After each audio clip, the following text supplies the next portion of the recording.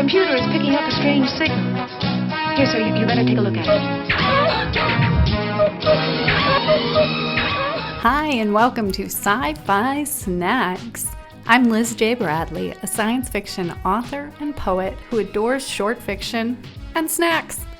Each episode of Sci-Fi Snacks is a short and sweet, or salty, discussion of what I loved, what I learned, and what I snacked on while reading new-to-me short science fiction.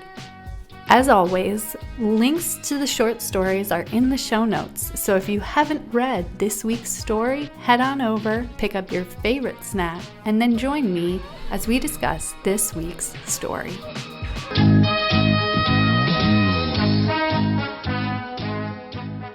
Just as a heads up, for maybe a content warning for this episode, we will be talking about violence against Asians and Asian Americans in this episode in the context of this story.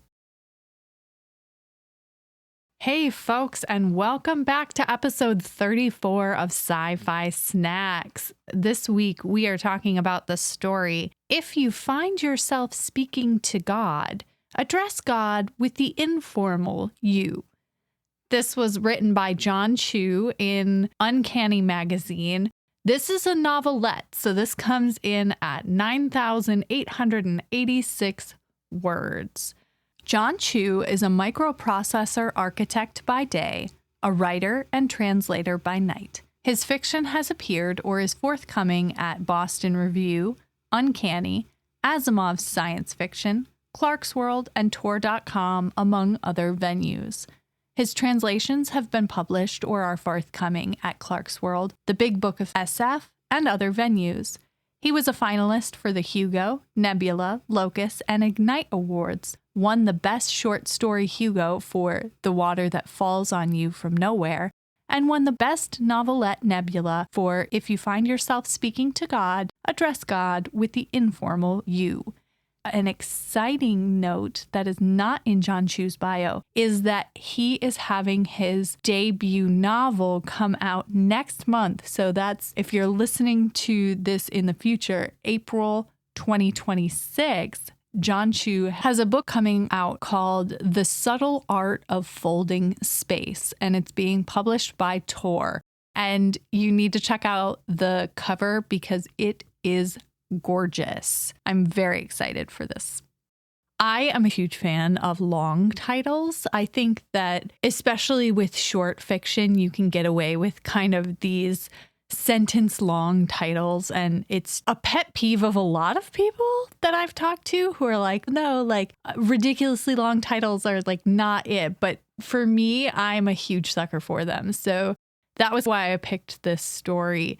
And when I got into it, I was surprised to find that this was a superhero story, which is not my general type of fare, I guess, if we're going to go with food metaphors here on Sci-Fi Snacks. But I was pleasantly surprised, and by the end, I totally understood why it had won and been nominated for as many awards as it had been. So this novelette was a Hugo Award finalist for Best Novelette, an Ignyte Award winner, a Locus Award winner, and a Nebula Award winner. So heavy hitter in this category.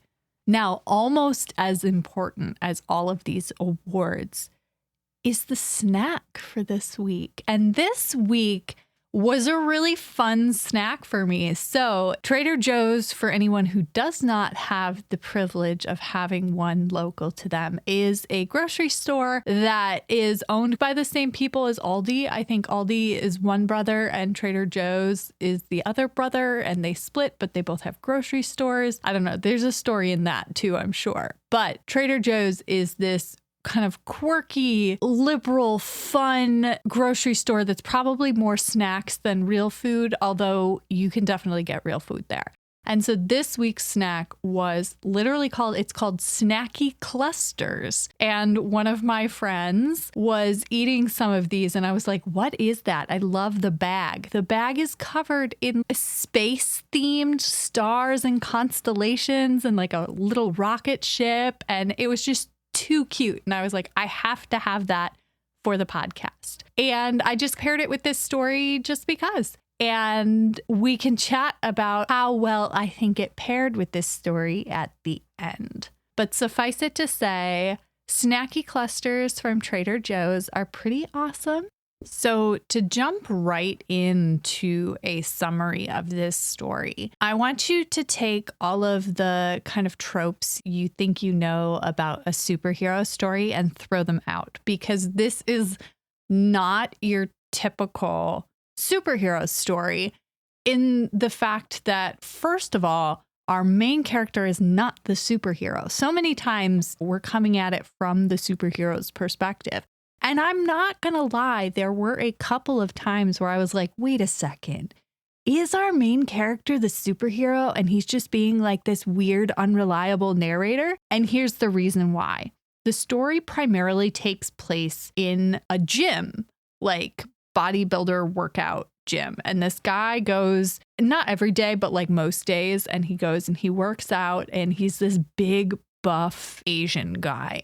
And I was like, oh, this is different. This is not what I would normally read. Gym bros is not a hook that would get me, I guess is what I'm trying to say. But I was like, all right, I already picked it and I need to see where this goes.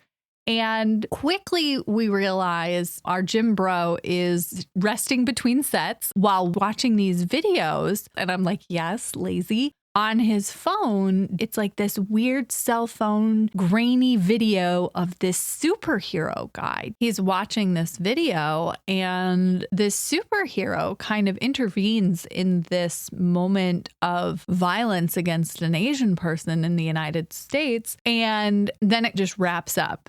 And everybody on the internet seems to think that it has to be some sort of like weird guerrilla marketing for a new movie, or worse, some sort of commercial or something like that. They're like, this can't be real, like this flying superhero and this weird cell phone video.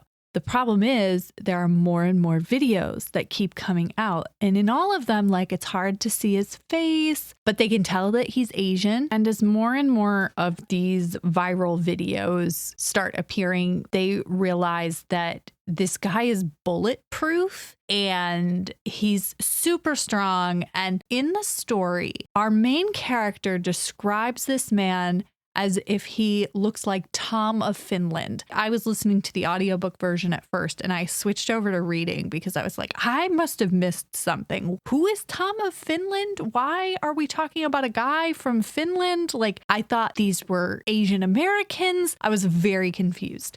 So I was convinced that I had missed something. But I went over to Google and I typed in Tom of Finland. And just content warning for you, like, have your safe filters on for this. But I'm going to read you a few lines from Tom of Finland's bio, and you'll get the gist. So Tom of Finland is widely regarded as one of the 20th century's most influential artists for his groundbreaking representation of the male figure. Okay, so Tom was trained at an advertising school, but what he would come to call his, quote, dirty drawings, which he first began developing as a teenager, were the true focus of his attention. Now, not all of his drawings are X-rated, but there definitely are some, so be careful what you type into Google. When I looked, I could clearly find what John Chu was going for in this story.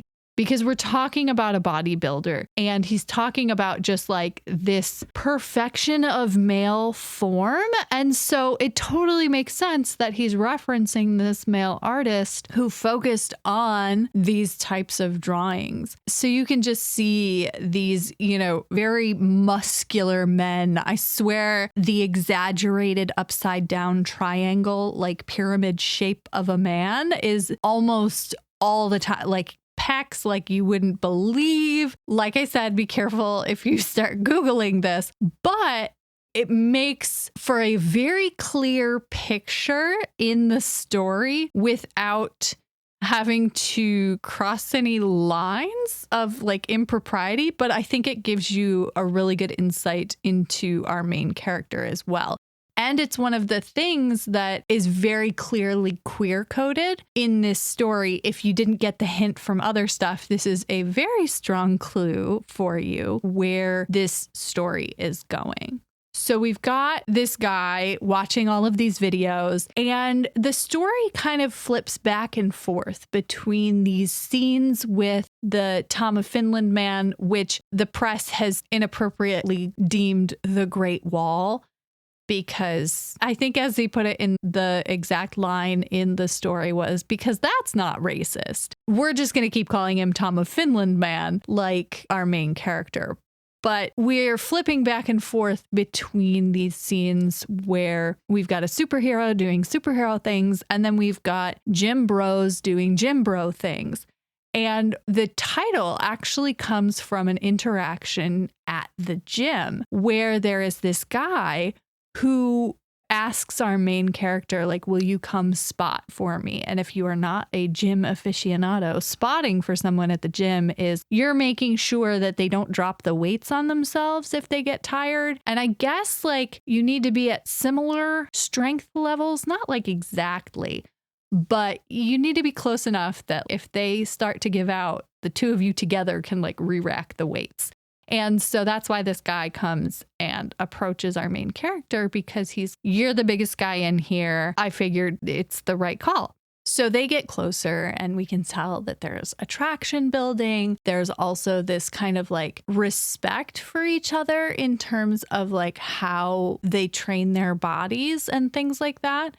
And one of the clues, the biggest clue here, is that you learn a lot about bodybuilding from this story. Our main character talks about how this other guy has death face, which sounds really dramatic. But apparently when you're bodybuilding and right before a competition, you completely cut out all hydration. You do all of these things to make your muscles pop. And you can see it in their face and it looks like they're dying, because they are. Like, it's a really extreme process. And so he says he's got death face.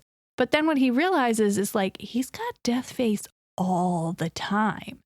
And it doesn't go away like after what would be a few days for a competition. And he starts to get suspicious that this guy is actually the superhero. In the end, he invites him, the superhero, so our Tom of Finland man in disguise at the gym, who is called Sweatshirt Guy throughout the whole thing because he like hides his big muscles under a sweatshirt. But apparently he doesn't do a great job. Like, you can only hide so much. Sweatshirt Guy invites our main character to help him move because I've got a couch and it requires two people. And it's this joke that like, he could probably pick this couch up with his pinky, but like he's going to play along. And there's this really sweet scene where it doesn't sound sweet when you say it out loud, but it was, where there's a confrontation outside of the apartment and our main character is accosted by the police, who start to cause problems for no reason. And then all of a sudden, the superhero shows up and is floating there in the air, and he deflects the bullets and saves the day. And we find out he has this crazy power where he can take the exhaustion from one person. So he transfers the exhaustion from our main character into the police, and they like fall asleep and they can't attack them anymore. It's wild. And then he just goes back and he goes in the house. And then comes back out as Sweatshirt Guy. And there's this moment where it's just like they both come out to each other in all ways. Actually, really sweet. And then we get this happy ending where they're back at the gym and he's able to share some of his exhaustion with this superhero who can't feel exhaustion. And it's only a tiny bit, but we see that this can be a reciprocal relationship, that they both have something to give to each other. And it's just a really sweet story.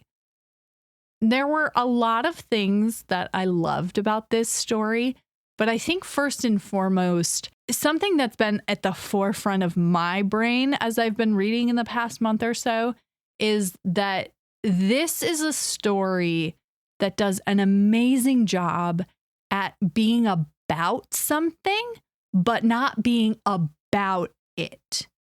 And that doesn't really make a lot of sense like that. But like, this is a story about Asian American hate and crimes against Asian Americans that happened in that height of the pandemic, 2022, when John Chu was writing this. This story is about that, but it's not about that. Like, we're following a main character who is only tangentially even involved in any of these scenes where we have protesters, we have acts of violence happening, and our main character is an Asian American man, but he's not immersed in it. He's not an activist. He's just a guy trying to live his life. And I think that is a really smart way to come into this story, because I've read a lot of stories lately that are like, quote, important stories, and they're about a certain thing, but they just hit it on the head so hard that you're like, it feels you're being spoken down to. Too much propaganda. And this didn't read like propaganda, which, I mean, I feel is a minimum, but it's really not all the time. And I think that the back and forth, like braiding of these stories with these cuts of social commentary gave you a character touch point. So somebody that you could relate to, where in his head, we understand how he feels about things. He's got a fully rounded life. Like, he's got other things he's thinking of. Yes, there's issues in the big world going on, but like, also there's a cute guy at the gym and he wants to think about that too. And you're like, yes, I can relate to that, because I don't know if you've been reading the news lately, but if you look around, the world is on freaking fire, but like, our lives don't stop. And so to read a character that is in the middle of something that is an attack on his identity, who still has time to talk about the rippling muscles of sweatshirt guy at the gym. Yes, it's such a well-written, relatable story. And then we also have these really clear sections about the social context and the message of the piece. Like, you can't miss what this is about when they're literally like shooting bullets at this superhero that they're calling the Great Wall and being like, he's a bad guy, when all he's been doing is like saving people's lives. And here's the thing, is it pushing it a little bit? Yeah, it's a superhero story. Like, of course it isn't a direct analogy to real life, but like, a lot of the things that are brought up in these viral videos and in these cut sections are like exact headline pulls. Like, you know how Law and Order is pulled directly from the headlines, and you're like, I literally read this story like 2 months ago and now it's on Law and Order. That's what this novelette is like. Like, I feel like I read these stories about this violence and this hate and these specific like murders and things that happened. So you're not gonna miss it. But also, it's an almost 10,000 word story. And you don't feel like it's not an op-ed. It's still at its core a story, which I think is how you really reach people. And I just really loved that. And I also thought that this was a great example of a story that is not at all my cup of tea. If you said blind date with a book, you know how they wrap the book and they do bullet points? Like, this one would be like, superheroes, bodybuilding, no women. And I would be like, hard pass. It's not my type of story. And that's okay. But you know what? It was still really well done in a way that I could enjoy it. I could enjoy all of the things that I would not normally pick up. And I alluded to this a little bit earlier, but the last thing that I really loved about this story was how much depth there was for our main character, where it's hard in a short story to have depth to things when you're trying to world build and get a message across, have themes, build characters. All of these things, like anytime you add something, it has to add to one or more of those things. And I think that John Chu did such a great job giving depth to these characters, especially his main character, who had all of these multiple hobbies. He had a job, and all of these things made him feel really well-rounded. We got to see him singing for auditions. He does musical theater. He got this weird job singing about salad for a school, which maybe this is just like the ex-theater person in me. I love that detail. Like, how many weird gigs do you take just for the money? And now you're singing Suddenly Salad to the tune of Suddenly Seymour. It doesn't explicitly say that, but I was definitely singing Suddenly Seymour to he did such a good job matching the beats of it. So it totally lined up. And that felt like a really fun little Easter egg there.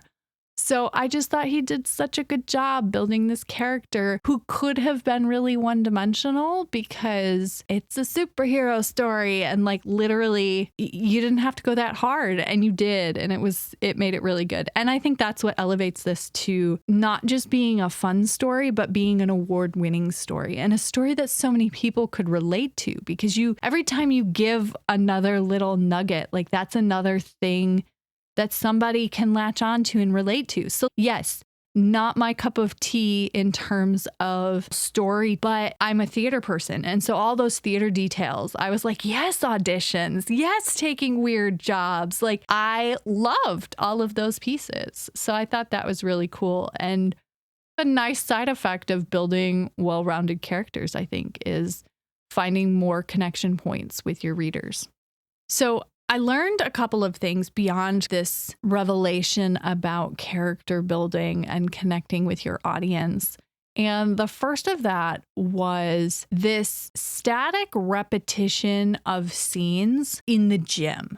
So that's something that we kept coming back to the gym. And every time we were in the gym, there is this chance that it could get really boring and you could start skimming because he's just doing the same thing every time. Like action wise, he's at the gym, he's doing lifts. He's at the gym, he's spotting this guy now.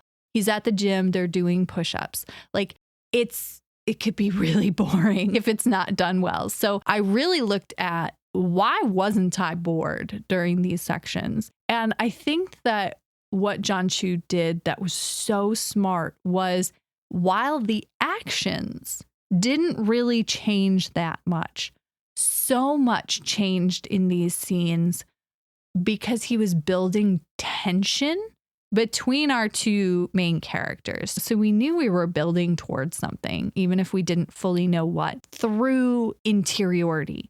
So every time we're back at the gym, there's that, is he a superhero? Is he not a superhero?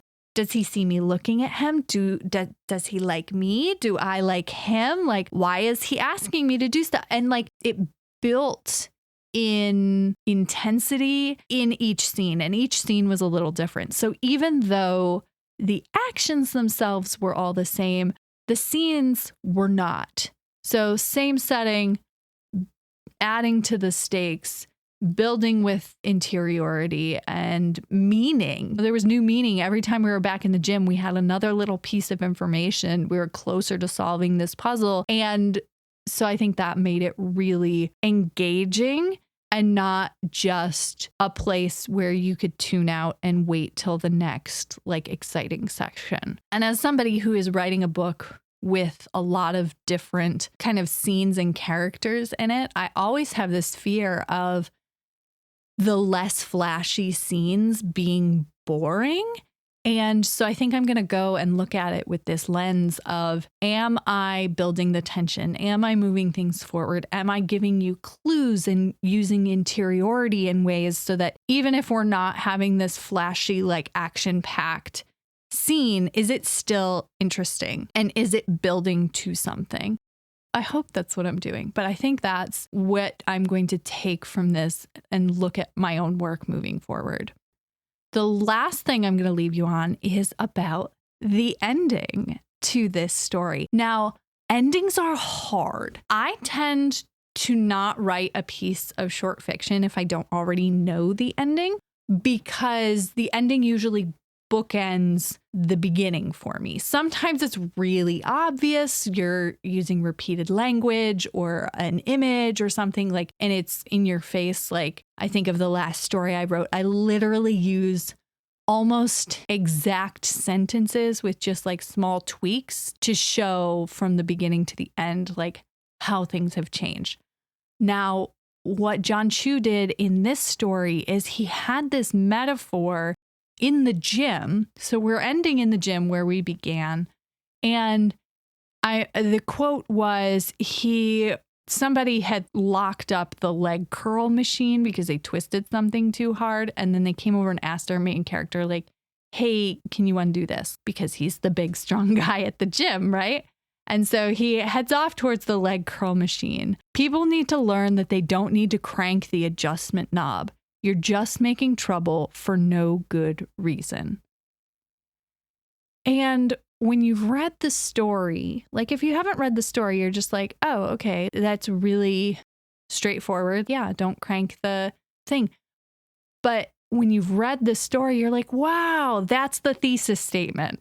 You're just making trouble for no good reason is the whole problem of the story. Like, people need to stop being hateful and causing problems for no good reason other than they're stupid racists, which is not a good reason to cause problems. And so I literally got to the end and I was just like, that's brilliant. Like it's so cool. Like when you can see it happen, because even if it's not obvious to you, you're left with that last line. Like the last line is going to linger and you're going to think about it and you're going to flip it around in your head. And then like with everything else in the story, it's really important. I think we spend so much time and so much emphasis in the writing world on like having the perfect first line that a lot of people don't think about the last line. I know my last lines tend to be cliche. I just want to be done. I'm like, nah, spit something out. And it's just not as good as your first line. And I think your last line should be as good as your first line. And I think that John Chu did an excellent job in this story of kind of matching that energy and leaving us on a really impactful note. So before I leave you this week with a last line that is probably me just saying bye because I don't know how to wrap things up, I am going to bring this back around to our Snacky Clusters snack. And how does it relate to this story? I will tell you the star packaging and all of that I thought was going to be the slam dunk for Sci-Fi snacks and be like, it was a space themed snack and a space themed story. Yeah, I picked wrong there. So definitely not a space themed story. So I can't make a connection there. But what I can make a connection with is the shape of the Snacky Cluster, which is like this cluster of salty snacks dipped in chocolate, is like a bulging peck. And so if you have a couple of these and you just think of these Snacky Clusters as these like bulging superhero muscles, they are a perfect fit for this story. So go grab a bag of Snacky Clusters and go grab a copy of Uncanny Magazine and settle down to read this amazing novelette. If you find yourself speaking to God, address God with the informal you. Now, next week, we are going to be talking about the short story Tanti Merle and the Farmhand 4200. 4200 is not how many words it is. That is a part of the title. As always, I will have the stories linked down in the show notes. And I cannot wait to connect with you again. Thanks so much and have a wonderful week. Bye.